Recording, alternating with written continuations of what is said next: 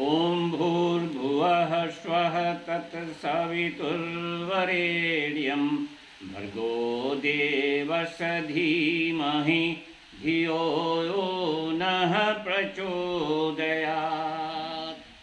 साथियों नमस्कार, दिव्यांगम चैनल में आपका स्वागत है। आज जो है मैं कुछ आपको मन की जीते जीत है, मन के हारे हार है के बारे में कुछ बताने का प्रयास करूंगा। ये सूक्ति जो है द्वारका प्रसाद माहेश्वरी जी ने दिया था।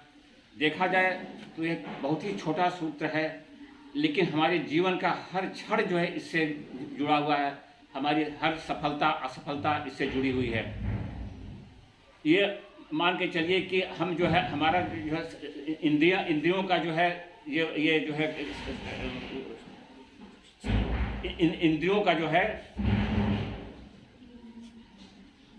इंद्रियों को चलाने वाला जो है हमारा मन जो है, ये सारे जो नियंत्रित करता है इंद्रियों को, मन ही हमारा नियंत्रित करता है। अगर मन हमारा कमज़ोर है तो हमारी इंद्रियां बेलगाम हो जाएंगी, इधर उधर भटकेंगी। हम हर किसी काम में हम कोई सफलता नहीं प्राप्त कर सकते हैं। कहा गया है कि मन ही हमारा वह सबसे बड़ा मित्र है, सबसे बड़ा शत्रु है। मन को अगर हमने अपने वश में कर लिया तो हम जीवन में हर सफलता प्राप्त कर सकते हैं। एक दो छोटा एग्जाम्पल दे करके फिर मैं उसके बाद आगे बढ़ता हूँ। अमेरिका का एक कलिंघम बच्चा था 8 वर्ष का, जिसकी कि दोनों पैर बुरी तरह से जल गए थे। वह अपने किसी लायक नहीं रह गया था, लेकिन उसने एक दृढ़ संकल्प किया, दृढ़ मनोबल अपना लिया कि मैं विश्व का सबसे बड़ा धावक बनूंगा। ऐसी दृढ़ इच्छा शक्ति से वह आगे जाकर के विश्व का सबसे बड़ा धावक बना। 1500 मीटर के रेस में वह विश्व विजेता बना। दूसरा एग्जाम्पल हमारे खास से आप सब लोगों को मालूम है, अनुमा सिन्हा का, जिनको कि ट्रेन चलते समय कुछ बदमाशों ने ढकेल दिया था, गिरा दिया था। और उसके बावजूद जब वो रात भर ट्रेन चलती रही, उसमें दूसरे दिन सुबह उनको दिल्ली के अस्पताल में भर्ती किया गया। तो अब लग रहा था कि कुछ नहीं कर पाएंगे, लेकिन उन्होंने दृढ़ इच्छा शक्ति से कहा कि मैं माउंट एवरेस्ट विजेता बनूंगी। लोगों को कुछ आश्चर्य हुआ कि इनका पैर अपंग है, क्या कर सकती हैं, लेकिन अपने दृढ़ इच्छा शक्ति से, अपने उच्च मनोबल से जो है वो जो है माउंट एवरेस्ट विजेता बनी। तो हमारे कहने का मतलब यह है कि मन, अगर हमारे पास मनोबल है तो मनोबल से हम दुनिया का कोई भी काम कर सकते हैं, कोई भी लड़ाई जीत सकते हैं। कहा गया है कि हारा हुआ मन जो है कोई कर नहीं सकता है, और जीता हुआ मन दुनिया का हर जो है जीत प्राप्त कर सकता है। इसलिए मनोबल को हमेशा ऊंचा रखना चाहिए। अब मनोबल को कैसे ऊंचा रखना है, क्या करना है, उसमें आपको बहुत शॉर्ट में हम बताने का प्रयास करेंगे। देखिए, मनोबल को सबसे पहले ऊंचा रखने के लिए आपका जो है खान पान आपका बहुत सात्विक होना चाहिए। कहा गया है जैसा खाए अन्न वैसा बने मन। इसलिए सभी संरक्षकों से, सभी गार्जियन से हमारा अनुरोध है कि स्वयं अपने बच्चों को जो है सात्विक भोजन दिलाना, जिससे उनको तो जो बनना था बन चुके हैं, लेकिन उनके बच्चे कम से कम एक जो है सात्विक भोजन लेकर के उनका मन जो है हमेशा आस्तिकता की तरफ रहेगा, और जो है वो जो है एक अच्छी सोच उनकी बनेगी। अच्छी सोच बनने के बाद उनका मनोबल ऊंचा बनेगा। मनोबल ऊंचा करने के लिए और भी तमाम तरीके हैं। जैसे आप जो है हमेशा जो है, जैसे हमने शुरू में आपको गायत्री मंत्र का जप किया। गायत्री मंत्र का जप जो है इतना ज़बरदस्त हमारा जो है ये बुद्धि की जो है सबसे बड़ी जो है ये देने वाली जो है सबसे बड़ा मंत्र है ये। तो अगर गायत्री मंत्र का जीवन में हम अपने उतार लेते हैं तो हमारा बुद्धि जो है बड़े अच्छे तरीके से चलेगा। जब अच्छे तरीके से चलेगा तो हमारा मन निश्चित रूप से जो है एक आगे तरफ बढ़ेगा। कहा गया है शास्त्रों में कि जैसे पानी का गति जो है अधोगामी होती है, नीचे की तरफ जाती है, उसे मन का भी जो है गति जो है अधोगामी होती है। अगर मन को हम परिपुष्ट नहीं करेंगे, अच्छा भोजन नहीं करेंगे, अच्छा उसको देख रेख नहीं करेंगे, तो मन हमेशा अधोगामी जाएगा। जब अधोगामी जाएगा तो हमारे शरीर को पूरा नष्ट कर देगा, हम कोई नहीं कार्य कर सकते हैं।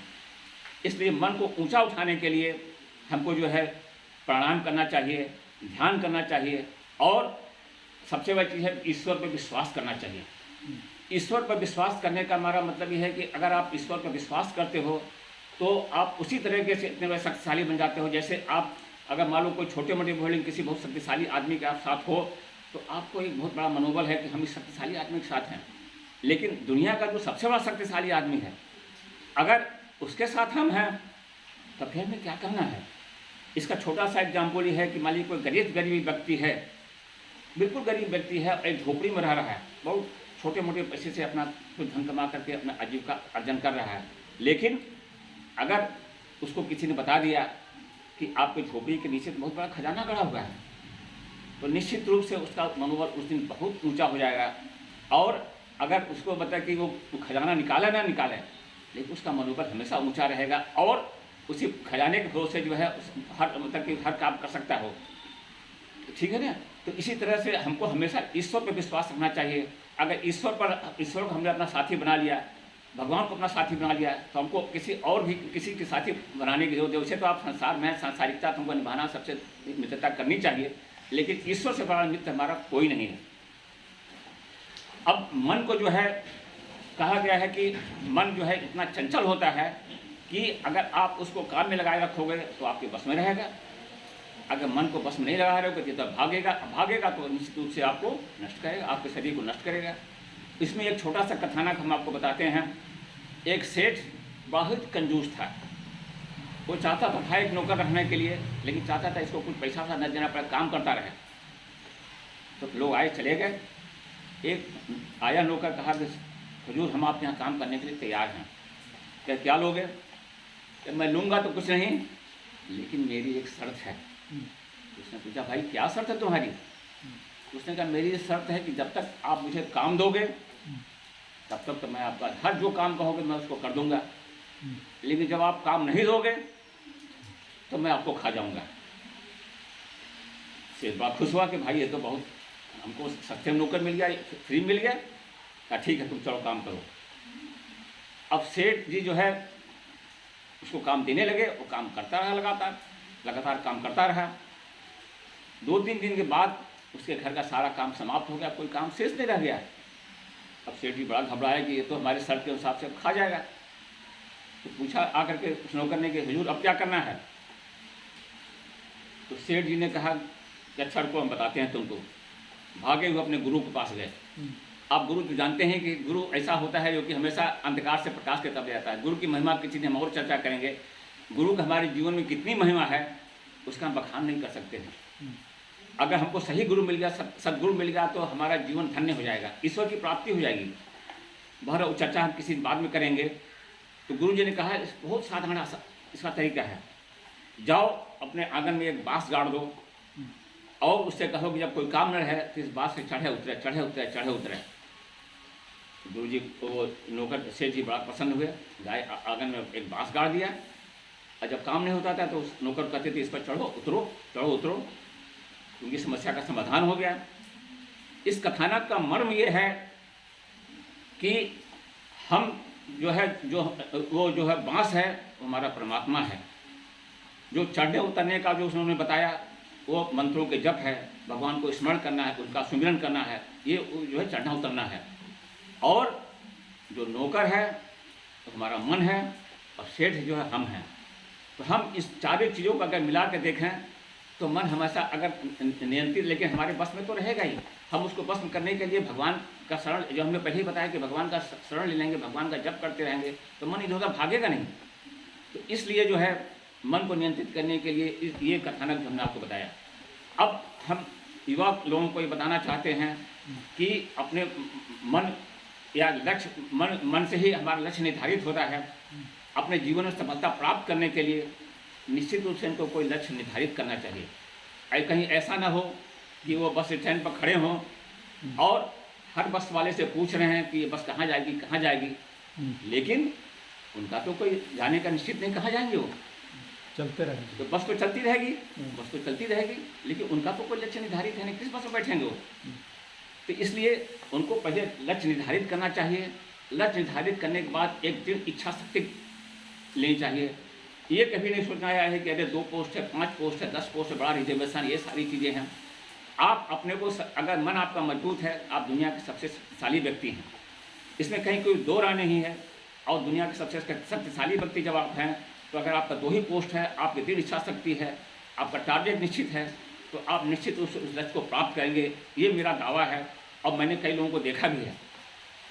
ऐसे और अगर आप अधकच्चे मन से कह रहे भाई 10 पोस्ट है, 5 पोस्ट है, इसमें हम क्या अप्लाई करें, इसमें इतना रिजर्वेशन निकल जाएगा, तो अगर आप ये पहले सोच लोगे तो आपने अपने मन को कमज़ोर कर लिया। जब मन को कमज़ोर कर लोगे तो कुछ नहीं पा सकते हो। इसलिए जो भी लक्ष्य बनाओ तो मन को मजबूत करके, हाँ उसमें एक चीज़ ज़रूर निश्चित रूप से हम आपसे कहना चाहेंगे कि जब अपना लक्ष्य को निर्धारित करो तो आप अपनी पात्रता भी थोड़ा सा देख लो। बिना पात्रता को देखे हुए कोई लक्ष्य निर्धारित करना आपके अवसाद का कारण बन सकता है। इसलिए पात्रता का क्या मतलब है, पात्रता आप खुद कैसे निर्धारित करोगे। जैसे मान लीजिए आप कोई कम्पिटिटिव एग्जाम जा रहे हैं तो आपको पहले देखना चाहिए कि हम IAS बनने लायक हैं कि नहीं हैं। आप ऑलराउंड अगर 3rd डिवीजन प्राप्त किए हैं, ठीक है, और आप छोटी मोटी नौकरी में भी अप्लाई नहीं कर पा रहे हैं, तो आप जो है अगर निर्धारित कर लेंगे तो कोई भी दृढ़ इच्छा शक्ति, लेकिन आपका जो है वो IQ लेवल नहीं है, तो उस दृढ़ इच्छा शक्ति से आपको जो सिवा अवसाद के कुछ नहीं मिलेगा। इसलिए मित्रों, मैं सारे गार्जियन से कहना चाहूँगा कि वे अब पहली चीज़ तो अपनी इच्छा को जो है अपने बच्चों को मत थोपकर, बच्चों को स्वयं अपना लक्ष्य निर्धारित करने दें। और जब बच्चे अपना लक्ष्य निर्धारित करें तो गार्जियन ये निश्चित रूप से देख लें कि बच्चा उसके पास रह नहीं पाते। थोड़ा बहुत 18-20 तो कर सकता है, मान लीजिए सभी बच्चे लगभग एक लेवल होते हैं, कितना उसका मेहनत करने की शक्ति है, कितना उसका IQ लेवल है, ये सारी चीज़ें हमको लक्ष्य निर्धारित करने समय देख लेना चाहिए। और अगर इन सारी चीज़ों को हम देख लेंगे, अपना लक्ष्य निर्धारित कर लेंगे, तो मेरा दावा है कि निश्चित रूप से अपने लक्ष्य की प्राप्ति करेगा। अब थोड़ा सा हम और व्यवहारिकता में आते हैं। हम जो है ज़्यादातर सभी लोग जो है, हमको लगता है कि किसी मरीज़ को देखने जाते हैं, तो मरीज़ को देखने जाने से क्या मतलब होता है, मरीज़ देखने जाने मतलब होता है कि हमारा वो सगा संबंधी है, हमको देख करके प्रशंसित होगा, और जब प्रशंसित होगा तो उसका मनोबल बढ़ेगा। लेकिन हम करते क्या हैं, हम करते यही हैं कि उससे पूछते जाकर, जैसे पूछेंगे अरे भाई आपकी कौन सी दवा चल रही है, किस डॉक्टर को आप दिखा रहे हो, तो बताएगा इस डॉक्टर दिखा रहे हैं, ये दवा चल रही है। तो आपको न दवा की जानकारी है न डॉक्टर की जानकारी है, लेकिन आप कहेंगे अरे भाई फलाने डॉक्टर बहुत अच्छे हैं, एक बार उनसे भी आप कंसल्ट कर लेते तो ज़्यादा अच्छा होता है। आपने वहीं उनका मनोबल गिरा दिया, इसलिए मनोबल गिरा दिया कि अब वो उस डॉक्टर को दिखाने के सक्षम है, ये आपको तो पता नहीं है। आपको अपना राय बिना मांगे दे के चले आए, दवा का भी आपने बता दिया कि ये दवा कर लो, वो दवा कर लो, लेकिन आपको आप डॉक्टर को नहीं कोई दवा बता पाओगे। आपको ये कहना चाहिए कि जो ट्रीटमेंट आपका चल रहा है सबसे बढ़िया चल रहा है, ऐसे आप बिल्कुल शीर्ष स्वास्थ्य लाभ कर लोगे। आप खाने बारे में पूछते हैं, हो सकता है कि बेचारा गरीब हो, उस लेवल तक न खा पावे, तो आपको अगर खाने बारे में पूछना है तो आप जो उसकी सहायता कर सकते हैं, सेवा कर सकते हैं, वो तो करिए, लेकिन बिना मांगे किसी को राय मत दीजिए, किसी का मनोबल तोड़िए नहीं। बाकी और मैं जहाँ तक देखता हूँ कि अगर ये हैंडीकैप्ड शब्द जो है एक शब्द यूज किया जाता है, मैं जहाँ तक समझता हूँ, मेरा जहाँ तक विचार है, कोई हैंडीकैप नहीं है। अगर कोई हैंडीकैप है तो मानसिक रूप से। मैं कई एग्जाम्पल बता सकता हूँ, और कहाँ मैं ज़्यादा दूर जाऊँ, मैं मिश्रा जी का एक उदाहरण दे सकता हूँ। उनको आज से नहीं, कम से कम मैं 13 साल से जानता हूँ, जिनका इनके अंदर इतना ज़्यादा मनोबल है, आत्मबल है कि ये बेचारे उतनी दूर से आकर के मेरे घर तक आते हैं, और हमारे घर तक ही नहीं आते हैं, सारा काम निपटाते हुए, सब काम करते हैं। इनका मनोबल इतना होता है जो कि सब लोगों को एक तरह से इनका उदाहरण लेना चाहिए। इससे मैं कह लूँ, मेरा एक छोटा भाई था, उसका PCSJ में सिलेक्शन हो गया, लेकिन दृष्टि बाधिता करके, आंखों की प्रॉब्लम होने करके उसको पूर्ण रूप से जो है आँख जो है देखने लायक नहीं था, तो उसको जो है वहाँ से मतलब अनफिट डिक्लेयर कर दिया गया। दूसरा कोई होता तो अपना मनोबल तोड़ देता, भाई हम तो बिल्कुल अनफिट, अब हम क्या कर सकते हैं। लेकिन उसने उच्च मनोबल से एक जो है काफ़ी सार्थक जो है कोचिंग सेंटर खोला, कुछ भी नहीं दिखाई देता है, लेकिन फिर भी जो है उस सार्थक कोचिंग सेंटर खोल करके आज कई लोगों उसके पढ़ाई में कई बच्चे जो है तमाम PCSJ बन गए, सब कुछ बन गए। तो इसको कितना आज सुख मिलता होगा। पैसा जीवन में कोई ज़रूरी नहीं है, आप पैसा बिल्कुल ना कमाओ, लेकिन आप अपना मनोबल ऊँचे रखो, भगवान के शरण में रहो, यही सबसे बड़ा आपका मनोबल है। इस शब्दों के साथ मैं साथियों, मैं अपने शब्दों को समाप्त करता हूँ। शांति पाठ।